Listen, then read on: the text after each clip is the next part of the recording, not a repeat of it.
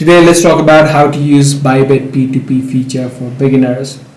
Now in order to do this, make sure that you have your KYC verified, and in order to get the P2P, you just need to head over to the P2P trading, which you should find within the menu, and either you could buy or sell. If this is your first time, it is likely gonna be a buy. So simply tap on the buy tab and you could locate all of the sellers that are currently selling this particular cryptocurrency that you've selected, and then you could simply tap on the buy option for a particular seller.